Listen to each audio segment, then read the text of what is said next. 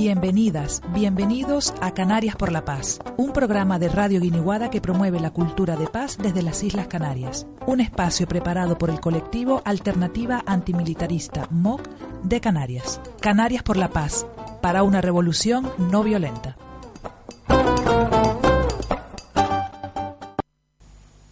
Muy buenas noches. Otra semana más estamos con ustedes en Radio Guiniguada, en este espacio antimilitarista. Hoy 11 de abril estamos en los controles Fran y quien les habla Juan Carlos. El programa de hoy lo vamos a dedicar a varios temillas de la actualidad de la lucha por la paz, pero especialmente a la campaña de gestión fiscal a los gastos militares, porque el próximo lunes arranca, al menos aquí en Las Palmas, coincidiendo con el Día Internacional contra el Gasto Militar, el 15 de abril arranca la campaña en la que pretendemos difundir esta herramienta de lucha contra el gasto militar con la que rechazamos el pago de impuestos para la guerra.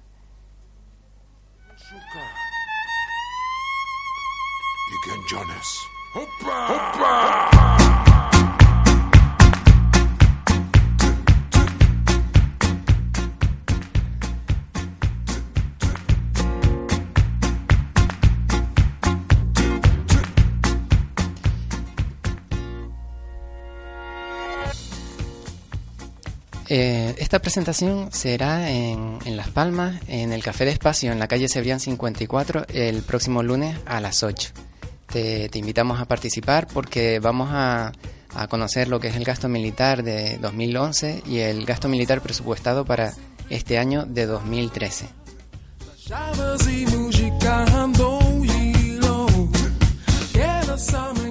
También prepararemos algunos talleres para explicarte cómo realizar el gasto militar. En cualquier caso, si estás interesado, busca en internet objeción fiscal a los gastos militares y te llevará sin duda pues a una de las páginas que están informando ahora mismo sobre ella. Y si no, nos puedes escribir a moclaspalmas@gmail.com.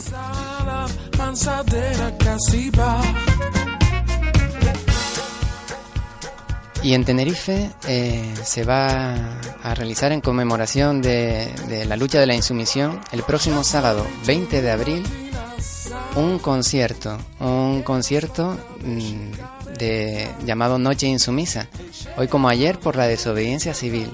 Va a haber música y más cosas, pero en la música van a contar con Javier Crae, Aristides Moreno y Cacofonía.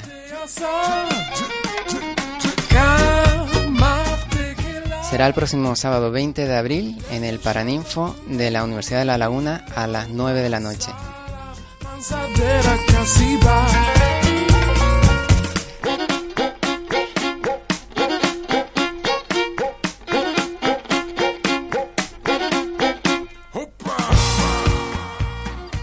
En el programa de hoy intentaremos contactar, como solemos hacer, con Pepe Naranjo, periodista del portal Guinguimbali, que está ahora mismo en Mali y con el que queremos tener una charla acerca de la situación actual del país.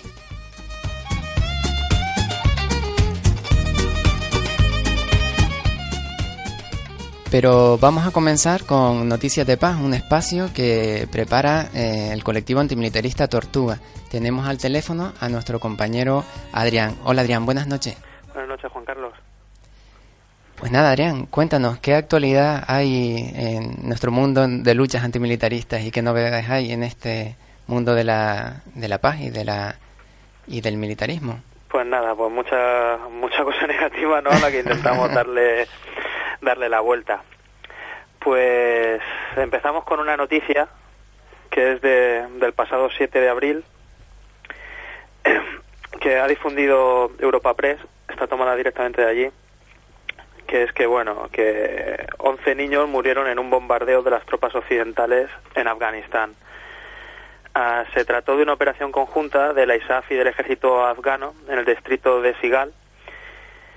Estos niños tenían entre 2 meses y 7 años y también han muerto 11 mandos talibán y un soldado de la coalición internacional. Todo esto fue producto de un bombardeo a una casa de un comandante talibán, ¿no? Otra noticia de, bueno, pues de guerras en el exterior en las que está involucrada, en las que está involucrado el Estado español, es el envío de la Legión a Malí. Bueno, esto comenzó, bueno, se nos vendió una participación limpia en un conflicto, ¿no? Bueno, ya sabemos lo de siempre. Y ahora se envía la Legión para proteger al contingente de 200 adiestradores de la UE que hay allí. O sea que ¿hay 200 adiestradores o 200 legionarios son los que van? No, o sea, de la gente que había allí para, por ejemplo, enseñar táctica, ¿no?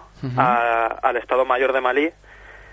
O sea, cuando hablo de adiestradores hablo de esta gente, ¿no? Ahora el Estado español ha enviado a la Legión para proteger a este contingente. Y pues bueno, la intervención de España en Malí ya se está viendo que puede suponer entre 3 y 6 millones de euros de gastos al Estado.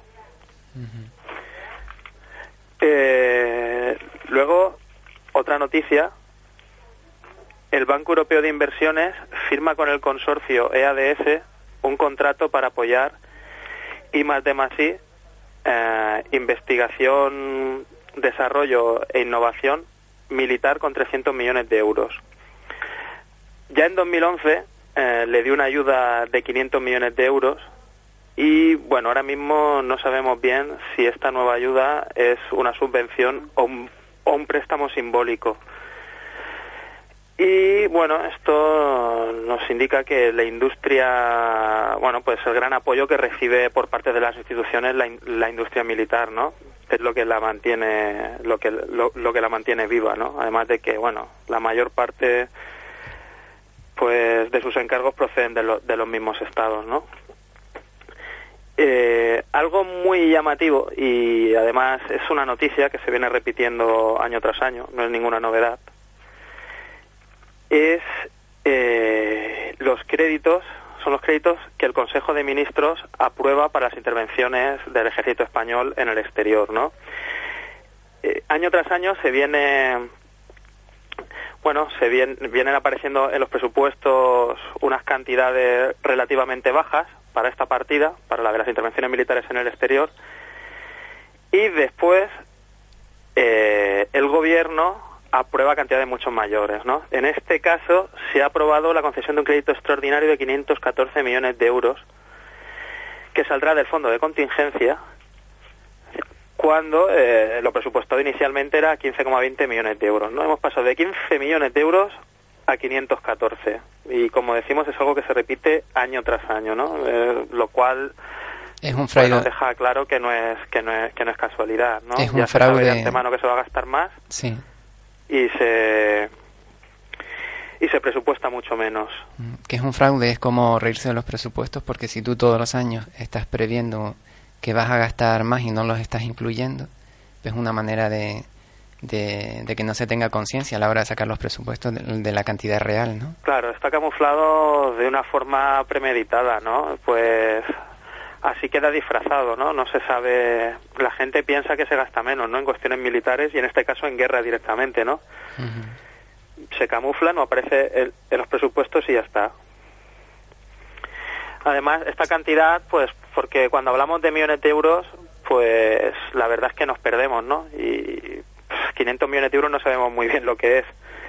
Pero bueno, para hacernos una idea, se trataría de unas 200 veces lo que el Estado gasta en formación de profesorado y unas 2.000 veces lo que gasta en investigación sanitaria, ¿no? 2.000 veces más en intervenciones militares en el extranjero que en investigación sanitaria. Pero bueno, no todo, lo digo de manera irónica, no todos son gastos en el ejército, porque ahora mismo, como anécdota, es 626.000 euros que van a gastar en publicidad que no van a gastar. Pero eso sí, el mismo ejército se los queda, los va a destinar a otra cosa, ¿no? O sea que tampoco hay mayor diferencia. No hay una diferencia importante, ¿no? También nos ha llamado la atención recientemente una publicación en El País, en el mes de marzo, de un vídeo de unas agresiones de soldados españoles contra un detenido en Diwanilla, en Irak. Sí. En 2004 fue esto. Pero, bueno, estaría bien que la política informativa del país sobre las intervenciones del ejército español siguiera esta línea, ¿no? Porque esto tampoco nos tiene que hacer olvidar cómo la prensa, el país incluido, normalmente ha tratado las intervenciones del ejército español de una manera, simpática, hablando más de cooperación internacional que de muerte, que es realmente lo que ha ocurrido, ¿no? Cuando ha estado el ejército interviniendo en otros lugares, ¿no? Nos llama la atención también que Perú reinstaura el servicio militar obligatorio. Ante la falta de voluntarios, se va a hacer un sorteo público para cubrir las plazas que queden sin cubrir, y se calcula que serán unas 20.000. O sea que van a hacer una nueva objeción de conciencia, un movimiento de objeción de conciencia en Perú. De esperar, ¿no? Sí. De momento, como es una realidad nueva, era un ejército que también profesional. Lo que pasa es que no están cubriendo el cupo de plazas. Entonces el Estado ha recurrido de nuevo al servicio militar obligatorio mediante sorteo, ¿no? Para algunas personas. También, pues, teniendo en cuenta que el militarismo, no es solo los ejércitos, sino que incluye más cosas. También queremos dar una noticia relacionada con las prisiones, ¿no? Con los presos, que son una de las personas que más padecen la opresión del Estado. Y es que en Andalucía 16.000 presos llevan 11 meses sin recibir asistencia letrada específica, es decir, asistencia letrada en materia penitenciaria, ¿no? Ahora mismo pues no reciben información sobre la normativa carcelaria, sobre las posibilidades que tienen de presentación de recursos, sobre sus permisos de salida. Y ante esta situación, pues el Gobierno central y la Junta de Andalucía no paran de pasarse el balón uno a otro, ¿no? Sin asumir la responsabilidad, ¿no? Y por último, pues queremos dar una noticia de estas que, lamentablemente deja de ser noticia en sí, porque es algo bastante cotidiano en el país en el que vamos a hablar, ¿no? En Colombia. Y es una denuncia del Cabildo de San Lorenzo de Caldano del asesinato de un indígena por el ejército colombiano, ¿no? Allí en este estado, pues entre ejército, paramilitares y guerrillas, llevan décadas, pues la gente normal, la gente del pueblo padeciendo y muriendo, ¿no? En una guerra que muchas veces no va con ellos. Muy bien. Pues, Adrián, muchas gracias.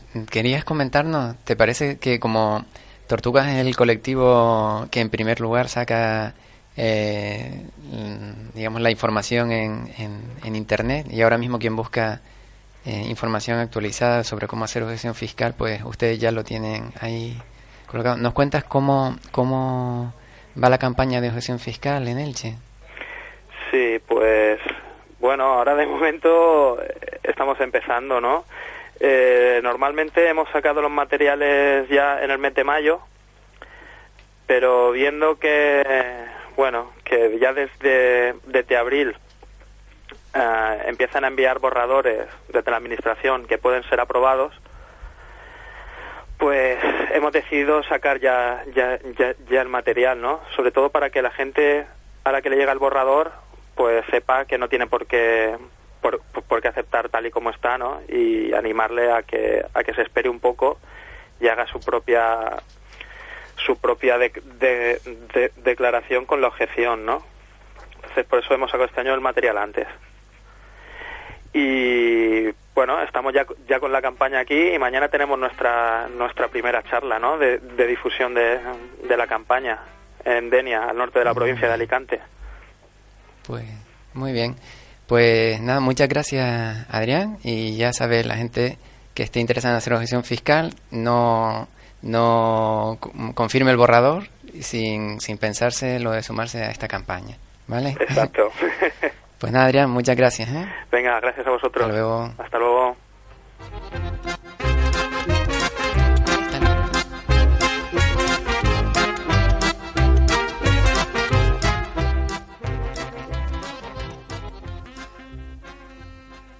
Bueno, seguimos en Radio Guiniguada en el programa Canarias por la Paz y seguimos abordando el tema de Mali. Tenemos con nosotros al teléfono a José Naranjo, periodista del portal Guinguimbali. Buenas noches, Pepe. Buenas noches. ¿Sí?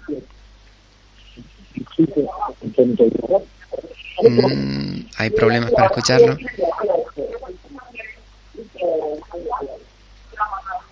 Pepe. Bueno.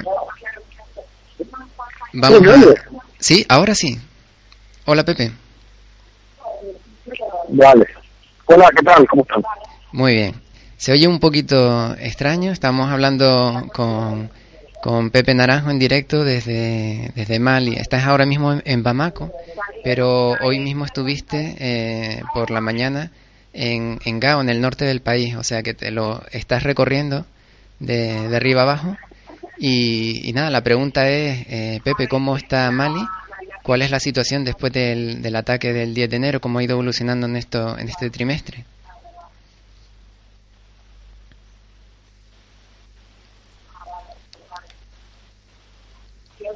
Sí, Pepe. Pero, bueno, primero quería aclarar que se conflicto de... Bueno, no estamos escuchando a Pepe. Vamos a intentarlo un poco más tarde.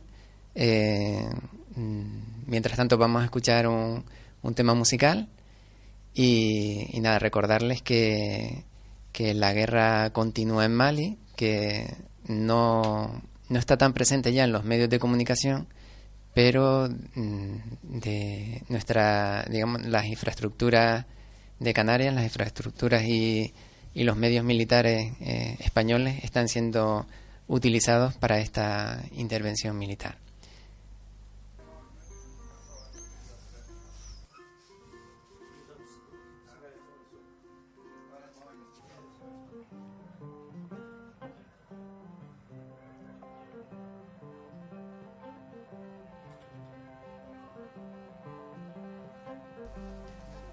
De fondo estamos escuchando un tema de Damon Albarn y Afel Bofum, que se titula precisamente La ciudad de Bamako, Bamako City.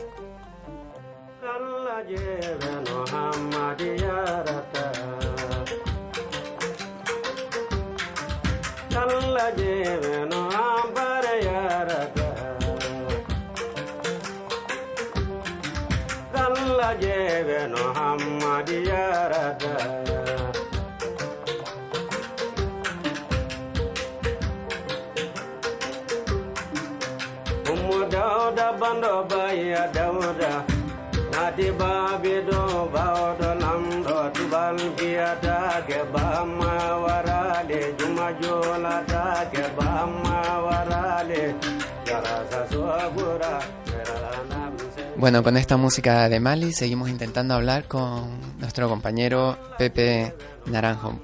Hola, Pepe. Sí, ahora les oigo un poco mejor. Venga, Pepe, vamos a ver qué tal.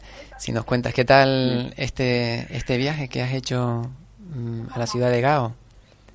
Bueno, pues he estado 20 días en Gao y ha sido pues muy interesante, la verdad, la experiencia, porque he tenido la oportunidad de vivir un poco el día a día de una ciudad que todavía vive un conflicto que, como decía antes, empezó el 17 de enero de 2012 con el inicio de la rebelión Tuareg, y que se prolongó luego con la toma de Gao el 31 de marzo y con la mediatización, digamos, internacional a partir del 10 de enero de este año de 2013 con la intervención francesa y la posterior liberación, entre comillas, la recuperación, digamos, por parte del ejército de estas ciudades. Han sido unos tiempos muy difíciles, muy duros para la población. Ellos han vivido la ocupación de grupos armados, tanto del Movimiento Nacional de Liberación de la Sahua como de Muyao, o sea, un grupo, digamos, de carácter independentista tuareg, laico, y luego posteriormente un grupo de carácter yihadista, digamos islamista radical, con aplicación de la Sharia, amputación de miembros a personas, etcétera. Y ahora pues están tratando de superar pues todo eso que han vivido, ¿no? Y he tenido oportunidad de palpar cómo la gente de Gao hizo frente a estos grupos armados, cómo se organizaron, digamos, y es muy interesante, muy interesante. Es un proyecto en el que estoy trabajando y vamos a ver, en los próximos meses estaré entre Bamako y Gao probablemente. Uh-huh. Sabemos que estás escribiendo un libro, pero te querríamos pedir si nos puedes adelantar cuál ha sido la respuesta ciudadana pacífica en algunas ocasiones, ¿no? A las situaciones de violencia que se han encontrado. Pues ha sido, pues, como te decía, yo creo que es un poco la parte quizás más desconocida, pero a la vez la parte más interesante. A mí, sinceramente, todo el tema militar no me interesa mucho, pero esta parte, digamos, humana, social, en la que hay muchos héroes anónimos, me interesa mucho, ¿no? Te puedo contar, por ejemplo, que desde el primer momento de la entrada de Muyao y MNLA en la ciudad, se creó lo que ellos llaman el cadre de concertación, una especie de gobierno ante la ausencia del Estado, una especie de gobierno paralelo de notables que en todo momento trató de mantener el control de la situación. Evidentemente para esto tuvo que negociar con estos grupos armados. Esto que desde Occidente puede parecer incluso blasfemo, pero visto desde la perspectiva de los habitantes de Gao, encierra una lógica aplastante, ¿no? O sea, esta era la gente que armada, que había tomado la ciudad, y con ellos había que negociar para las cosas cotidianas, como por ejemplo para que hubiera electricidad en la ciudad, porque el abastecimiento se cortó, porque esto funciona con una central térmica que se abastece con combustible, con fuel, y esto se cortó, entonces era necesario pues encontrar nuevas formas de abastecimiento, y esto había que negociarlo, etcétera, ¿no? Esto es un ejemplo. Luego se creó una brigada de vigilancia y seguridad, los jóvenes se organizaron, le llamaban los patrulleros, para tratar de mantener el orden, porque lo primero que hubo en la ciudad fueron saqueos, pillajes, violaciones, robos, etcétera. Esto empezó a funcionar desde los primeros días, con bastante efectividad. Y luego están los jóvenes patriotas, que se llamaban así, que fueron los que realmente... El crédito de su tarjeta se está agotando. Desde los primeros días organizaban manifestaciones, reivindicaban, cuando había cualquier tipo de abuso salían a la calle, hubo muertos, hubo heridos en estas manifestaciones, ellos se plantaban en la policía a exigir que liberaran a gente que había sido detenida y lo conseguían. Por ejemplo, no sé, hay mil ejemplos. Las mujeres se organizaron también porque les obligaban a llevar el velo, etcétera, y ellas se organizaron. El crédito de su tarjeta. Bueno, pues parece que esto se va a cortar. Vamos a ver si seguimos. De cómo realmente Gao hizo frente a esta ocupación, y es realmente muy interesante. Mira, lo siento, creo que se va a cortar la llamada. Intentaremos otra vez volver a llamarte. En cualquier caso, si se corta, pues te intentamos seguir hablando contigo, ¿vale? Venga, muy bien.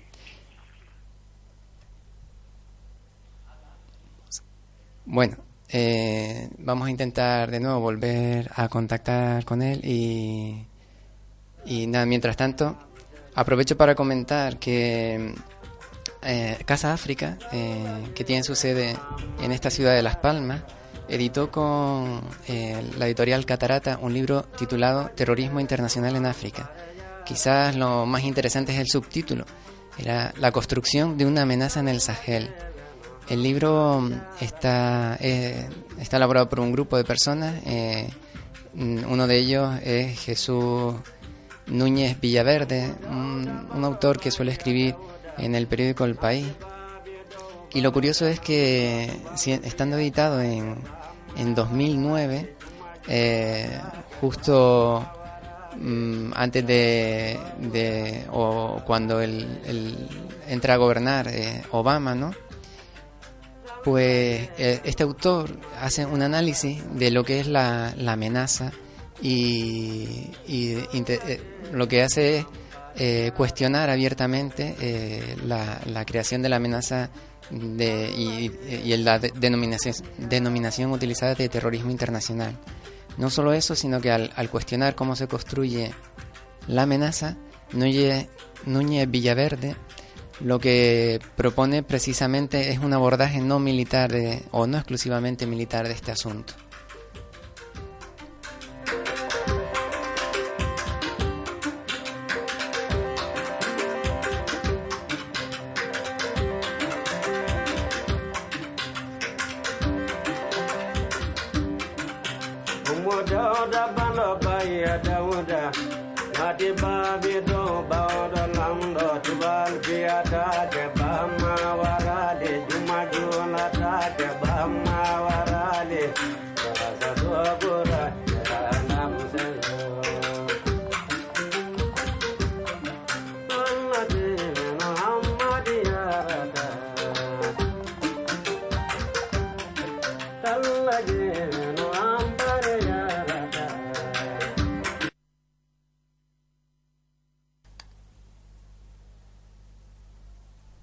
Bueno, seguimos en Radio Iniguada, en el programa Canarias por la Paz, y aprovechamos para comentarte que si estás interesado en seguir esta actualidad antimilitarista, te recomendamos la página antimilitaristas.org, Insumisia, y la página Tortuga, de un colectivo de Elche. Hay otro colectivo, Utopía Contagiosa, que publica información habitualmente de seguimiento del gasto militar y de temas de defensa, pero desde una perspectiva crítica. Nuestro blog es Canaria por la Paz, aquí de Alternativa Antimilitarista en Las Palmas, y estábamos hablando con Pepe Naranjo. Te vamos a recomendar el portal Gingimbali. Es un portal especializado en la realidad social y política de África y que cuenta con periodistas que escriben en diversos idiomas desde diversos países, con lo que consigue que en ser uno de los portales españoles más interesantes de referencia sobre estos asuntos. Vamos a seguir intentando hablar con Pepe Naranjo. ¿Sí? Hola, Pepe. Sí, a ver si tenemos suerte. Bueno, mira, solo quedan unos minutillos y no podemos marcharnos sin que nos comentes cuál es tu versión de los hechos respecto a la idea que da Francia como un conflicto ya cerrado y controlado. ¿Sí? ¿Es como un conflicto, puedes repetir? Ya encauzado. Sí, es algo que a mí me llama mucho la atención, porque en este momento la integridad del territorio nacional todavía no se ha restablecido, porque queda todavía una región como Esquidal, que está ocupada por el MNLA, y es un gran problema que ahora mismo tiene planteado Francia y Mali, porque Francia, de hecho, el ejército francés está colaborando con el MNLA en esa región, cuando se trata de un grupo que ha pretendido pues partir al país en dos y proclamar un estado nuevo. Entonces, la gran incógnita que yo creo que queda de este conflicto es saber cómo se va a arreglar el problema de Kidal. Yo creo que es la gran incógnita que queda por saberse. Muy bien. Pues nada, si esperamos que la participación española bueno, la verdad es que no esperamos nada de la participación española. Y esperemos que no contribuya a agravar el conflicto y a que los malienses pues tengan otro obstáculo más para que resuelvan ellos mismos su conflicto, ¿no?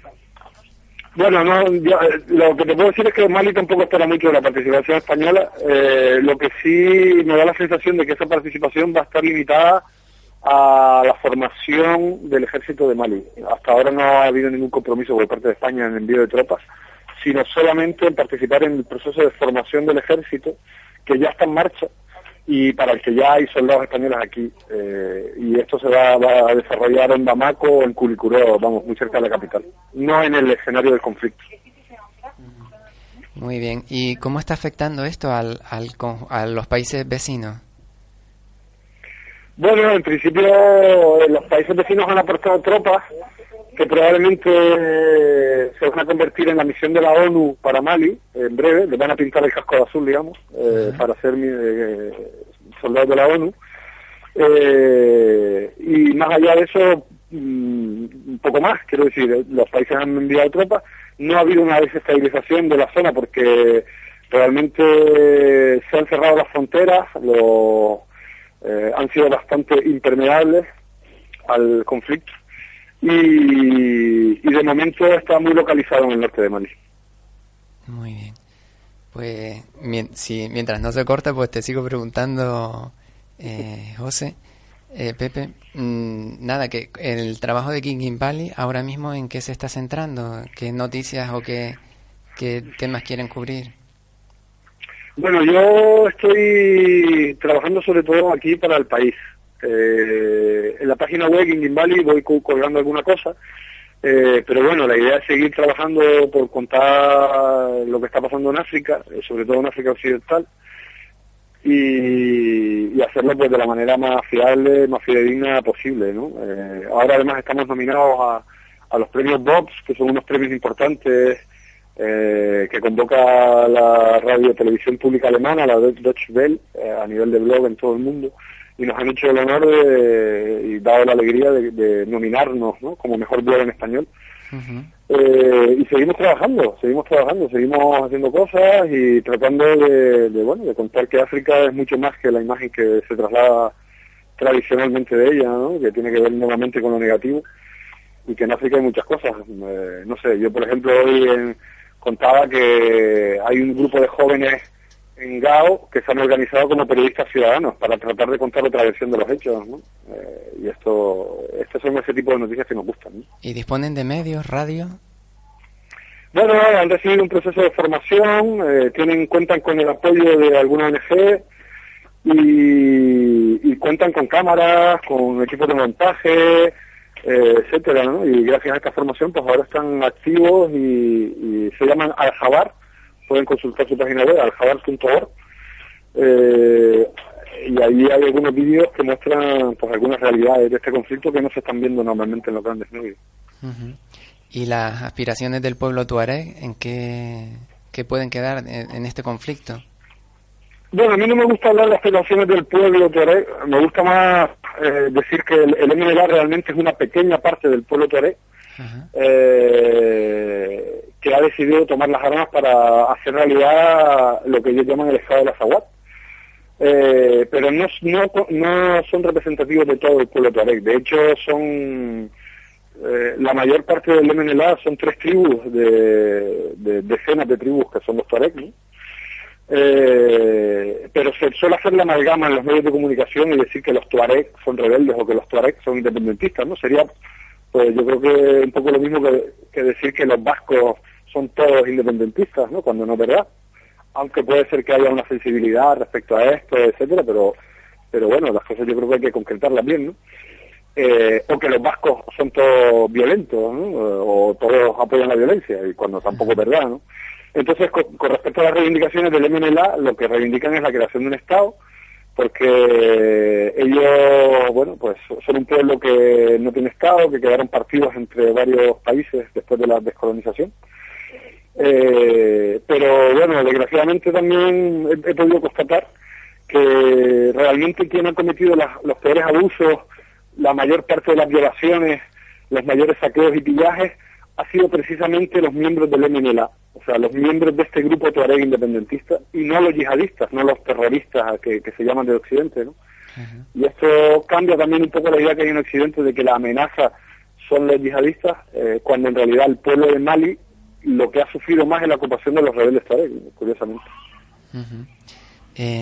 La intervención española también tiene que ser matizada con un hecho, que es que España es un país exportador de armas, y precisamente en África ocupó en 2010, no sé si seguirá en 2011, 12, el primer puesto como país exportador de munición de armas cortas, precisamente una de las armas más letales en África, ¿no? Estaba nombrando antes a Núñez Villaverde, un autor que pronosticaba pues el empeoramiento de la situación con la presencia de grandes cuerpos armados en el territorio maliense. ¿Tú crees que el tráfico de armas, la militarización de estos países no puede empeorarse con este tipo de presencia militar? Bueno, hay que decir que este conflicto tiene unas raíces muy profundas y que data, o sea, que hay que buscarlas en cómo se ha permitido que grupos armados proliferen en el Sahel. Esto habla, por un lado, de los problemas derivados de la descolonización, como ya decía antes, pero por otro lado también habla de la incapacidad de los propios estados africanos, por su propia pobreza, en fin, de la que también podríamos hablar aquí tendido, ¿no? Que tiene que ver con la deuda externa, que tiene que ver con la corrupción, que tiene que ver con las relaciones de dominación norte-sur, etcétera. Pero son estados fallidos o sobre todo países muy pobres como Mali, por ejemplo, que no es capaz de llegar a todo su territorio. O sea, el norte de Mali tú lo ves y es un territorio muy abandonado de la mano de Dios, ¿no? Entonces eso permite que estos grupos armados hayan ocupado determinados roles. Por ejemplo, ACMI, Al-Qaeda del Medio Islámico, lleva años instalado en esa zona, creando vínculos con la población, ofreciéndoles, gracias al narcotráfico y al tráfico de armas del que tú hablas, ofreciéndoles recursos, ofreciéndoles trabajo, ofreciéndoles coches, ofreciéndoles comida, ofreciéndoles... En fin, esto, pues, al final es una cadena, ¿no? Y es una pirámide que es difícil luego de romper. Entonces, claro, cuando se produce una intervención armada, que es por su propia naturaleza violenta, rompes estos vínculos y, claro, tienes que ofrecer algo a cambio, ¿no? Tienes que fortalecer al Estado para que el Estado pueda dar respuesta a las demandas de la población. Y esto es muy complicado, claro, porque realmente la guerra no consigue la paz. La guerra lo que puede hacer es cortar determinados procesos, detener el avance de los grupos, etcétera, pero lo que consigue que haya paz es realmente reconstruir el tejido, digamos, del Estado, o sea, que el Estado, que lo público se haga fuerte y que pueda ofrecer respuestas a esas demandas, ¿no? Cuando no hay Estado es cuando esas zonas grises, ¿no? De las que hablan los investigadores, ¿no? Esas zonas grises del mundo, cuando no hay Estado es cuando proliferan este tipo de problemas, ¿no? Y a mí lo que me preocupa de la cadena de la violencia es el tema étnico, sobre todo, porque ahora, durante la ocupación del MNLA y de los grupos yihadistas, pues se maltrató a unas determinadas etnias. Pero ahora esas etnias buscan revancha, buscan venganza, tratando de maltratar a árabes y tuareg. Y esto sí que es una espiral que, si no se corta, de alguna manera... El otro día hablaba con un notable delegado y me decía que los tuareg han roto un pacto sagrado de convivencia, un pacto sagrado que ha durado mucho tiempo, siglos, ¿no? Entre los songhai, los tamashek, los pel, los árabes, y ahora esto se ha roto de una manera muy grave. O sea, hubo tamashek que violaban a niñas de 14, 16 años en la calle, ¿no? Y esto es un impacto muy fuerte, ¿no? Entonces ahora ellos están dispuestos a perdonar, pero claro, tiene que ser un perdón sincero, tiene que ser realmente una reconciliación desde la base, ¿no? Y este es el trabajo que hay que hacer ahora en Mali, ¿no? Porque ya te digo que la intervención armada, la guerra, no soluciona el problema de fondo, ¿no? Muy bien. Pues muchas gracias, Pepe, y muchas gracias por compartir tu trabajo y tu experiencia, y esperamos contar presencialmente contigo en Las Palmas y para que nos siga. Cuando vaya por Las Palmas, me pase por ahí, tenemos una charla más distendida con mejor sonido. Pues chiquillo, muchas gracias y que pase buena noche, ¿no? Que acabas de llegar del viaje, estarás cansado, ¿vale? Sí. Pues nada, hasta luego, buenas noches. Venga, un abrazo.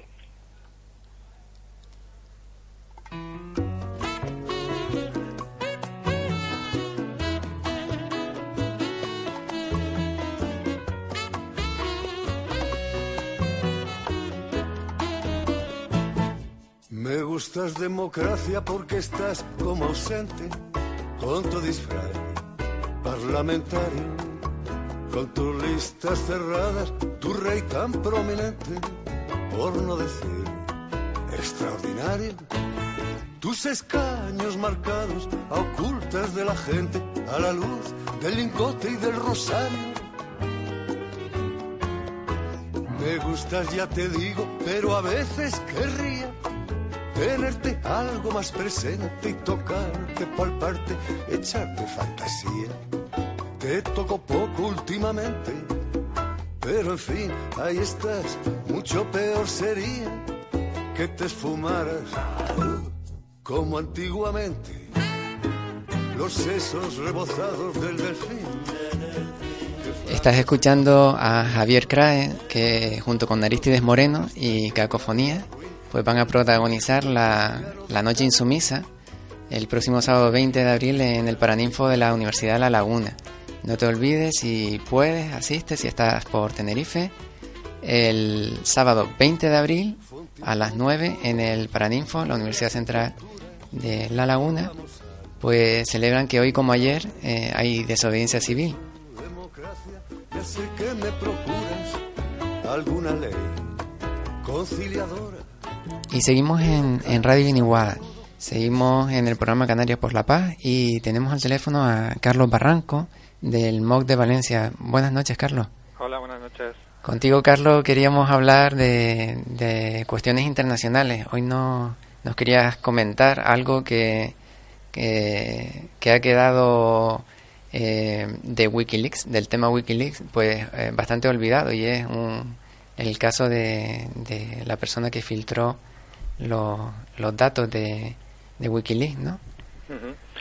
Sí, trata del caso de un soldado del ejército de Estados Unidos que concretamente trabaja en Bagdad como analista de inteligencia, y por lo tanto pues pasaban por sus manos o delante de sus ojos pues muchos documentos y mucha información bastante sensible de cómo se estaba desarrollando la guerra en Irak y en Afganistán.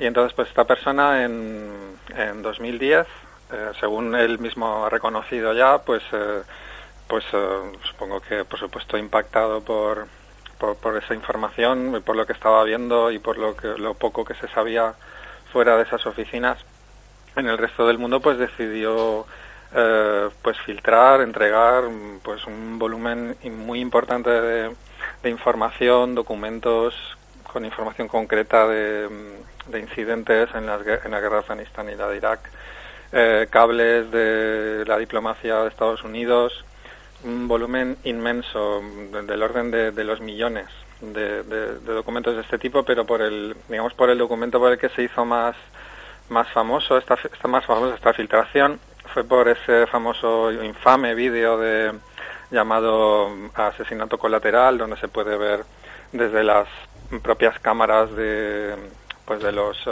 helicópteros de combate en Bagdad cómo se asesinaba pues a 12 civiles en 2007, entre ellos pues 2 periodistas de la agencia de noticias internacional Reuters. Uh-huh. Y bueno, este vídeo pues por supuesto dio la vuelta al mundo y nos dio a conocer a mucha gente lo que era la realidad cotidiana de la guerra o de la posguerra de Irak, ¿no? Entonces pues bueno, a raíz de eso se abrió una investigación interna y en diciembre de diciembre de 2010, me parece recordar, pues es cuando pues Bradley Manning es detenido en Bagdad y pues pasa un primer mes de prisión preventiva sin cargos en una prisión en Kuwait, y luego es trasladado a Estados Unidos, donde está pues en unas condiciones que los propios altos cargos de Naciones Unidas, organizaciones de derechos humanos también han caracterizado como un trato degradante, inhumano y cruel. Pues se ha pasado, por ejemplo, esos 9 meses que estuvo en la prisión militar de Quantico, en Virginia. Estuvo pues en aislamiento absoluto, 23 horas sin salir de la propia celda, sin tener objetos personales, en una prisión por supuesto sin luz del día. Se le retiraba todo excepto la ropa para dormir, porque se decía, se argumentaba que había peligro de que se suicidaran. Y bueno, pues estos son 9 meses que ha pasado y luego posteriormente pues fue llevado a otra prisión donde sí que ya se le permitió tener objetos personales y otro tipo de régimen menos severo. Pero bueno, el caso es que realmente pues es espeluznante, ¿no?, las condiciones de detención de esta persona, ¿no? Y bueno, ahora mismo la acusación contra él, acusación que pesa contra él, pues va desde una pena prácticamente de por vida, de cadena perpetua de 52 años de cárcel, hasta incluso en la peor de las circunstancias, hasta la pena de muerte, porque uno de los delitos de los que se le acusa es de ayudar al enemigo, tanto civil como militar, filtrando esa información. Y bueno, en ese delito está contemplada la pena de muerte, ¿no? En todo caso, parece que el fiscal ha reconocido que no se solicitaría esa pena en el peor de los casos, pero de todas maneras, pues Bradley Manning pues se enfrenta a una posible cadena perpetua. Y dentro de poco el tema está relativamente de actualidad porque, bueno, se van acelerando los preparativos del juicio, que tendrá lugar en Estados Unidos, en una base militar de Estados Unidos, y bueno, el juicio tiene previsto empezar para el mes de junio, y se está hablando bastante en concreto últimamente, de los testigos. He estado viendo ahora mismo pues noticias en alguna prensa donde se habla de uno de los testigos estrella que va a asistir a ese juicio, que va a ser uno de los soldados que formó parte del equipo de la fuerza de élite que asesinó a Osama Bin Laden, ese ataque contra esa residencia, ese complejo residencial en Pakistán, donde al parecer se encontraba. Y este testigo va a declarar, pues como os podéis imaginar, en medio de unas medidas de seguridad y de confidencialidad tremendas. O sea, ni siquiera, por supuesto, ni siquiera se sabe su identidad. La voz va a estar distorsionada, la defensa no va a poder preguntar a este testigo, porque es un testigo de la acusación. Él va a decir que encontró allí, entre las pertenencias, ¿no?, en ese complejo, encontró un ordenador donde había información de la que filtró Manning a Wikileaks, ¿no? Naturalmente, como estaba en Wikileaks, ya era pública y cualquiera tenía acceso a esa información, e incluso, pues presuntamente, Osama Bin Laden y su equipo, ¿no? Tenían conexión a internet. Sí, perdón. No, que tenían conexión a internet. Sí, eso es en definitiva lo que se va a probar en el juicio, pero el caso es que, bueno, naturalmente, pues el hecho de que un testigo la defensa no pueda contrapreguntarle, donde no se pueda saber su aspecto ni su nombre, viola pues muchísimos preceptos muy muy básicos, ¿no?, de lo que se considera un juicio justo. Entonces, pues esta es un poco la situación. También decir naturalmente que a raíz de que se hizo público el caso de Bradley Manning, pues ha habido alrededor suyo pues una campaña de solidaridad internacional bastante fuerte, con recaudación de fondos, con acciones de calle, hay un debate bastante intenso realmente, y creo que va a aumentar en los próximos meses conforme se acerque este juicio, porque de alguna manera revela la contradicción, ¿no?, que siempre lleva asociada a estas cosas, ¿no?, del militarismo y de las estructuras militares. Precisamente esta persona que yo creo que el mundo, ¿no?, y creo que muchos estaremos de acuerdo, que el mundo está en deuda con él por haber hecho público estos documentos que revelan crímenes de guerra y la atrocidad de la guerra, de la guerra en sí misma, y en concreto de la que estaba llevando a cabo Estados Unidos en Irak y en Afganistán. Pues yo creo que más que juzgarle y condenarle a cadena perpetua, naturalmente lo que se merece es, no sé, un reconocimiento mundial. Pero en cambio, pues como parece que los estándares de justicia son un poquito diferentes en Estados Unidos que en otros lugares, pues en cambio, pues este hombre se enfrenta, pues en el peor de los casos, incluso a la pena de muerte, ¿no? Y en cambio, uno de los que aparecen en los cables que él reveló, Henry Kissinger, que aparece en uno de los últimos que Wikileaks ahora ha seleccionado para hacer públicos, en unas conversaciones donde entre el 72 y el 76, conversaciones que tuvo Henry Kissinger cuando era secretario de Estado, pues de la administración Nixon, pues dice cosas así tiene alguna perla, ¿no?, que he encontrado por aquí, como que dice, lo ilegal tarda un poco, lo inconstitucional nos puede llevar un poco más de tiempo a hacerlo.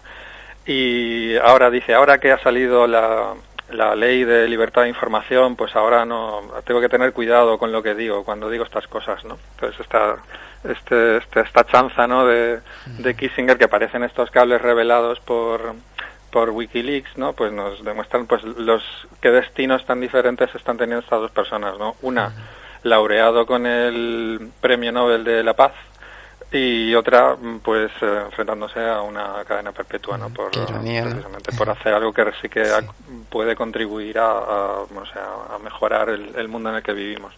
Pues Carlos, muchas gracias por traernos este asunto y nada, esperamos que en próximos programas también nos siga aportando noticias internacionales. Como encantado, hasta la próxima. Pues muchas gracias, hasta luego.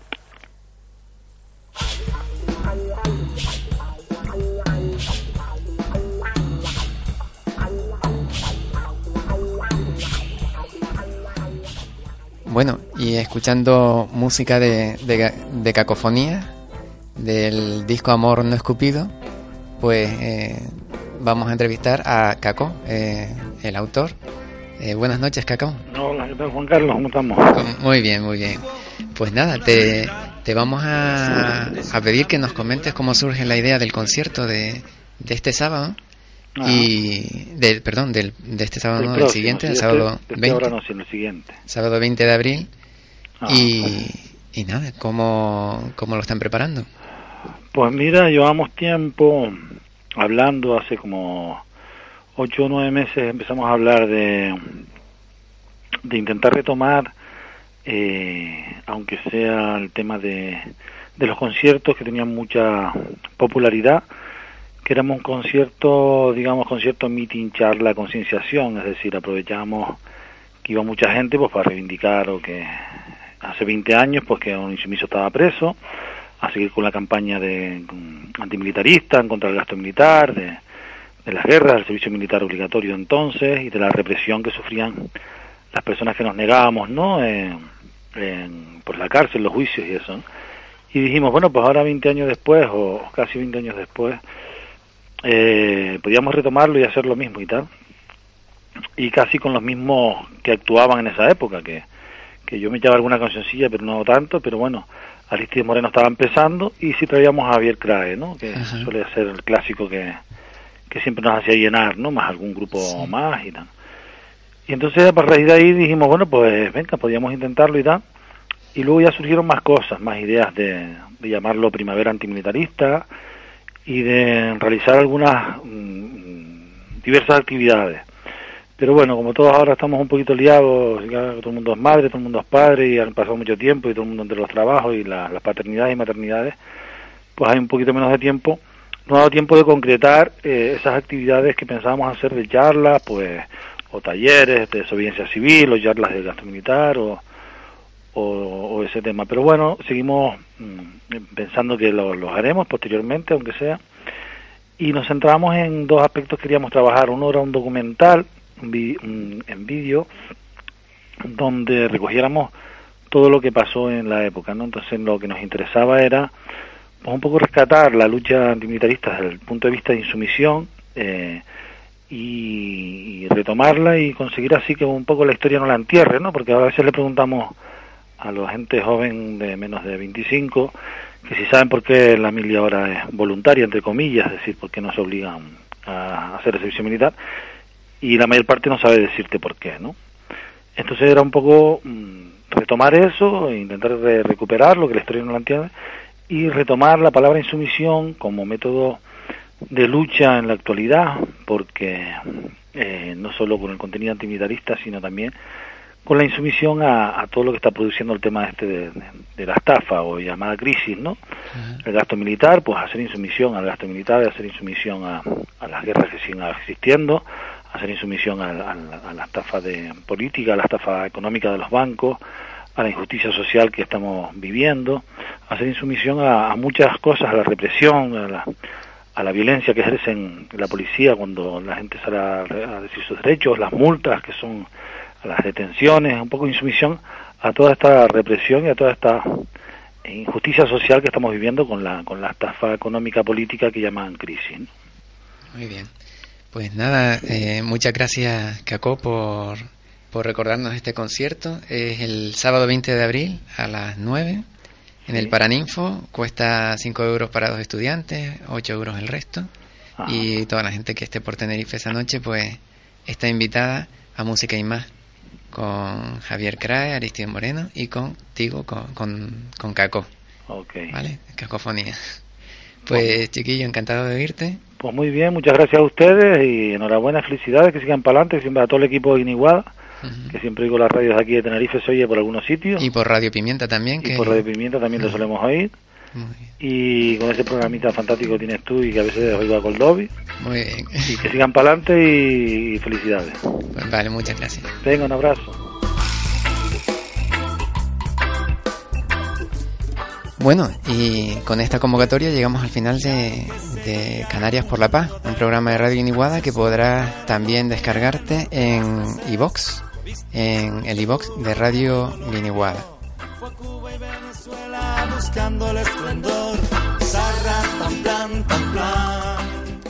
Y no te olvides que si te ha llegado el borrador de la declaración, no se te ocurra confirmarlo sin plantearte hacer objeción fiscal a los gastos militares. Busca, infórmate y anímate a hacer objeción fiscal. Son las 21 horas. Temperatura 18 grados.